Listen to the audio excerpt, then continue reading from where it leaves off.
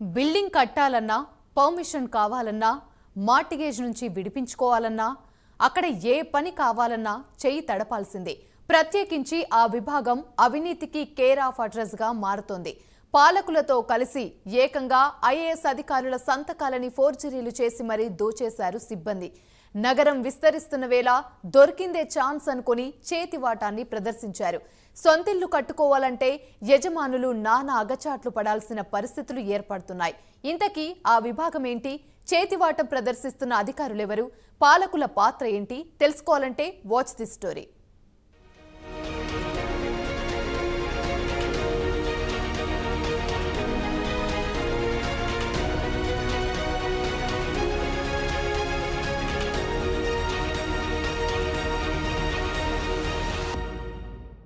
నెల్లూరు నగరం వేగంగా విస్తరిస్తోంది. నగరంలో చుట్టుప్రక్కల ప్రాంతాలు అభివృద్ధి చెందుతున్నాయి. ఈ దశలో నెల్లూరు మున్సిపల్ కార్పొరేషన్లో అక్రమాలకు అడ్డు అదుపు లేకుండా పోయింది. ప్రత్యేకించి కార్పొరేషన్లోని టౌన్ ప్లానింగ్ విభాగంలో దొరికిందే ఛాన్స్ అనుకుని అందిన కాడికి దండుకుంటోంది. పాలకులతో కలిసి ఏకంగా ఐఏఎస్ అధికారులైన కమిషనర్ల సంతకాలని ఫోర్జరీ చేసి మరీ అక్రమార్జన చేస్తున్నారు. తాజాగా ఈ వ్యవహారం మొత్తం బట్టబయలయ్యింది.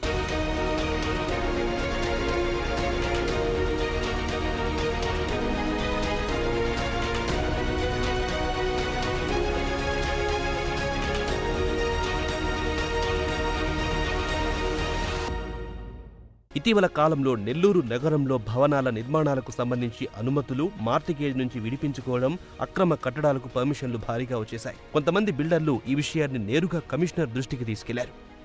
తరచూ తాము కార్యాలయం చుట్టూ తిరుగుతున్నా కాని పనులు కొంతమందికి నిమిషాల్లో ఎలా అయిపోతున్నాయంటూ ప్రశ్నించారు. దీంతో తీగ లాగితే డొంకంతా కదిలిందన్న చందాన కార్పొరేషన్లో కొన్ని అక్రమాలు వెలుగు చూశాయి.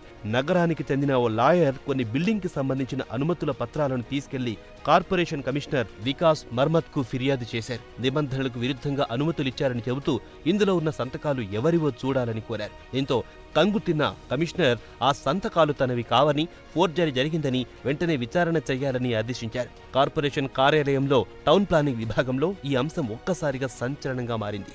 వెంటనే విచారణ చేపట్టిన ఉన్నతాధికారులు టౌన్ ప్లానింగ్ విభాగంలో 4 అధికారులను సస్పెండ్ చేశారు కమిషనర్.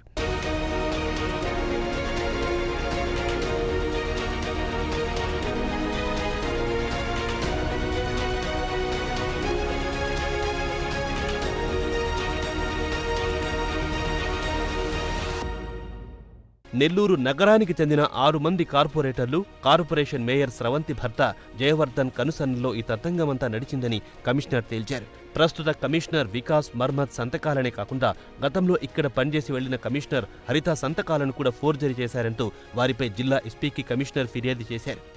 మేయర్ భర్త జయవర్ధన్తో పాటు 6 కార్పొరేటర్లు, పలువురు అధికారులపై క్రిమినల్ కేసులు నమోదు చేశారు. ప్రస్తుతం ఇది నెల్లూరు కార్పొరేషన్ను ఊపేస్తోంది.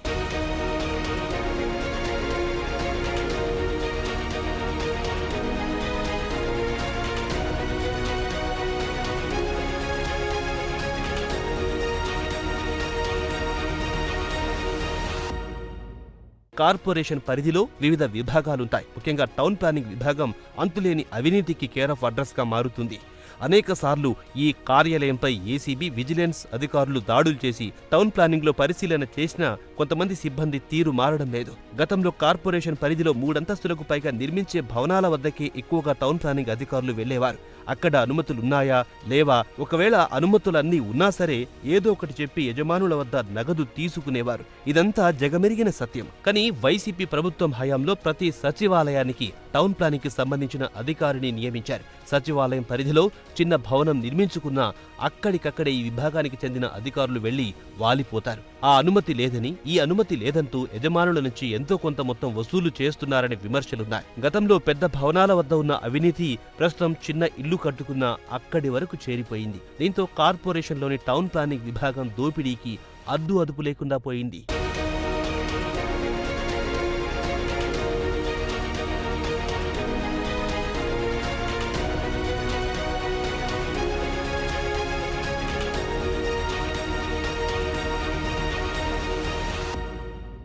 ప్రస్తుతం రాష్ట్ర మున్సిపల్ శాఖ మంత్రిగా నెల్లూరుకు చెందిన నారాయణ బాధ్యతలు స్వీకరించారు. గతంలో 2014 నుంచి 2019 వరకు ఇదే శాఖకు మంత్రిగా పనిచేసిన నారాయణ తిరిగి ప్రస్తుతం టీడీపీ ప్రభుత్వంలో అదే శాఖకు మంత్రిగా రావడంతో కార్పొరేషన్పై దృష్టి పెడుతున్నారు.